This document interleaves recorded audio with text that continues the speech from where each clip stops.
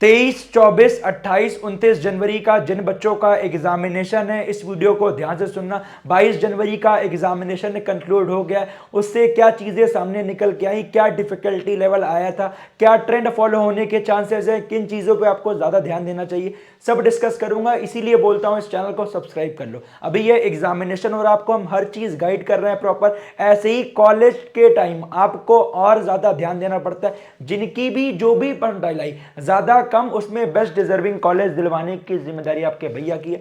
Subscribe करके follow जरूर कर लीजिएगा। लिंक डिस्क्रिप्शन में दिया गया है, टेलीग्राम चैनल का जरूर ज्वाइन कर लीजिएगा। तो आइए डिस्कस करते हैं क्या इंपॉर्टेंट बातें हैं, एंड इसको फॉलो जरूर कीजिएगा जिससे आपके नंबर बहुत ज्यादा इंप्रूव होंगे। तो पहली मेन इंपॉर्टेंट बात, जो आपका केमिस्ट्री सेक्शन है वो आपका इजी टू मॉडरेट लेवल पे आ रहा है। इसमें आपका क्या, इस बार डायरेक्टली ऑर्गेनिक केमिस्ट्री से नेम रिएक्शन वाले सवाल आ रहे हैं, तो नेम रिएक्शन पूरी देख के जरूर जाइएगा।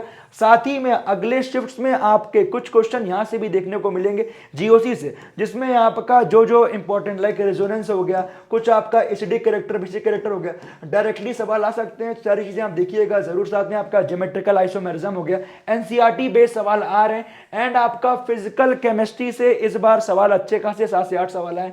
इसमें से आपके 2 से 3 सवाल लेंदी थे, 5 सवाल आपके डायरेक्टली इजी थे। तो आप फिजिकल को मिस मत कीजिए, काफी सारे बच्चे फिजिकल को मिस करते हैं। साथ ही में इनॉर्गेनिक आपका बैलेंस आ रहा है, तो इसमें जो आपका S block, P block, D block, coordination compound तीनों ही रिवाइज करके जाइएगा। तो केमिस्ट्री मोटा मोटी अगर आप ढंग से करके गए हो, आपके 20 क्वेश्चन हो जाएंगे इजिली, तो कोई दिक्कत वाली बात नहीं है। केमिस्ट्री आपका जैसा पैटर्न आ रहा था वैसे ही आ रहा है। थोड़ा इस बार ऑर्गेनिक में नेम रिएक्शन आ रही है, तो नेम रिएक्शन को जरूर पढ़ के जाइएगा जो बच्चे अगले वाले शिफ्ट में।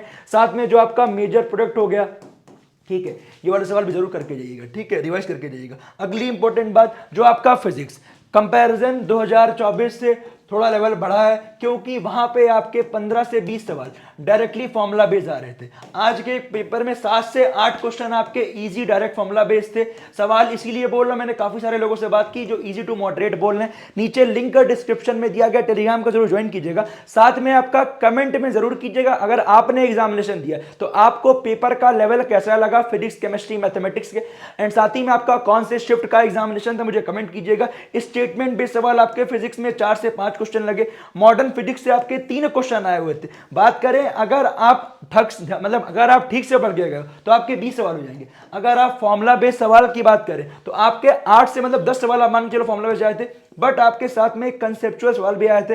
पैरेलल टू बात करें बहुत टफ नहीं था, कहने का मतलब 2023-22 जैसा था, ठीक है, 24 से थोड़ा टफ था। तो कहने का मतलब ये फिजिक्स भी थोड़ी अच्छी लेवल की आ रही है। तो जो लोग भी देख रहे हैं क्लास 11th एंड 12th के, फॉर्मूला जरूर रिवाइज कीजिएगा जिससे आपके ये 7 से 8 सवाल तो बिल्कुल भी गलत ना हो, क्योंकि 4-4 नंबर से बहुत ज्यादा चीजें इंप्रूव होती हैं। एंड साथ ही में आपका करंट इलेक्ट्रिसिटी हो गया, इलेक्ट्रोस्टैट्स हो गया, उसके अलावा आपका मॉडर्न फिजिक्स हो गया, क्लास 11 से आपका मैकेनिक्स हो गया।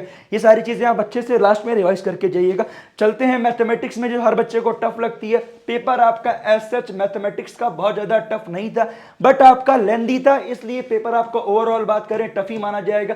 10 से 12 सवाल इसमें आपके डोबल थे। आजकल बच्चों को लगता है कि मैथमेटिक्स टफ आ रही है, बट आपके पेपर का लेवल अगर आप यहां से 10 से 12 सवाल मैथ कर लोगे तो आपका पर्टिकुलर 99 परसेंटाइल आएगा, ठीक है, ये ध्यान दीजिएगा। मैथमेटिक्स सेक्शन में 7 से 8 सवाल आपके इजी थे, 50% क्वेश्चन आपके डुएबल थे। तो जो बच्चे बात करें 25 में से आपके 12 से 23 सवाल बन सकते थे, बट ये कि काफी सारे बच्चों को लेंदी को देख के कुछ चीजें छोड़ दी। बहुत सारे बच्चों ने 8 से 10 सवाल ही किए। वेक्टर 3D के आपके लगभग 3 सवाल आए थे, जिसमें एक सवाल आपका शॉर्टेस्ट डिस्टेंस का भी था, जो कि आपका इजी बेस था। कोनिक सेक्शन जिन्हें मैंने आपको पहले कहा था, जो आपका कोऑर्डिनेट ज्योमेट्री है, वहां सवाल आएगा। 3 सवाल आए थे जो कि हाई वेटेज रहा। अगले में आपका स्ट्रेट लाइन से सवाल आने के बहुत ज्यादा चांस है। तो कोनिक के जो आपके इंपॉर्टेंट है, पैराबोला हो गया, हाइपरबोला हो गया, इलिप्स हो गया, इन सबको छोड़ के मत जाइएगा, साथ में हाइपरबोला भी, ठीक है। स्टैट्स का आपका मिक्स सवाल था प्रोबेबिलिटी से, ठीक है। साथ ही में आपका कोनिक सेक्शन के अलावा आपका क्या एपीजीबी सवाल दिखा था, ठीक है। तो एक बार जो बच्चे देख रहे हैं वो जरूर कमेंट कीजिएगा कि आपको मैथमेटिक्स में क्या क्या चीजें लगी, आपको पेपर टफ लगा, इजी लगा, मॉडरेट लगा। बात कर फाइनल क्लोजिंग था, केमिस्ट्री आपकी इजी टू मॉडरेट रही, फिजिक्स आपकी इजी टू मॉडरेट रही, हाई लेवल रहा प्रीवियस ईयर से, मैथमेटिक्स आपकी मॉडरेट टू टफ रही। तो जिन भी बच्चों ने इस पेपर में अगर 45+ क्वेश्चन सही किए तो उनका एक अच्छा मार्क्स आएगा, कोई दिक्कत वाली बात नहीं है। आप कितना एक्सपेक्ट कर रहे हो मुझे कमेंट कीजिएगा। डिटेल्ड में हर शिफ्ट की किस मार्क्स पे क्या परसेंटाइल एक्सपेक्टेड है हम डिस्कस करेंगे, परेशान बिल्कुल मत होइएगा। ये अकॉर्डिंगली बात की हमने काफी सारे बच्चों से एंड उनके रिव्यू से निकल गया है। कुछ बच्चे स्टार्टिंग में ऐसा भी बोले थे कि आपके ऑर्गेनिक से सवाल कम आए थे, बट मैंने काफी सारे लोग से बात की, फिर मालूम चला ऑर्गेनिक के सवाल भी आए हुए थे। तो मेरा यही मानना है, अगर आप पेपर को जब भी सॉल्व कर रहे हैं आप 2 राउंड में सॉल्व कीजिएगा। जिन बच्चों ने ये ट्रिक अपनाई उनको अच्छा लगा, क्योंकि कुछ कुछ होता है ना, स्टार्टिंग में हमें पेपर टफ लगता है, बट अगर आप पूरे पेपर को थॉरली देखोगे 75 में से आपके 30 क्वेश्चन इजीली डुएबल होंगे। बात करें केमिस्ट्री फिजिक्स मिला के, केमिस्ट्री फिजिक्स मैथ मिला के, तो अगर आपके 30 इंटू 4 कर रहे हो तो आपके 120 मार्क्स तो यहीं बन गए। फिर अगले राउंड में अगर आपके 15 सवाल भी हो गए तो आप खुद सोचो 15 क्वेश्चन मतलब क्या, 15 इंटू 4 60 मार्क्स, तो आपके 180 मार्क्स आराम से ला सकते हो। बट ये है आप 2 राउंड में पेपर को सॉल्व कीजिएगा, जिससे आप पहले राउंड में वो क्वेश्चन लगाइए जो आपके पीवाईक्यू टाइप के, जो आपके लगाए हुए। ज्यादा आप डरिएगा मत, ज्यादा कुछ करने की जरूरत नहीं है, ओनली रिवीजन कर लीजिएगा। Wish you all the best, परेशान बिल्कुल मत होइएगा एंड इस चैनल को सब्सक्राइब कर लीजिएगा। आपका एग्जामिनेशन कौन से शिफ्ट है मुझे कमेंट कीजिएगा। मिलता हूं आपसे अगले वीडियो में, टेंशन बिल्कुल मत लीजिएगा, काम डाउन रहिए, अच्छे से एग्जाम देखिए।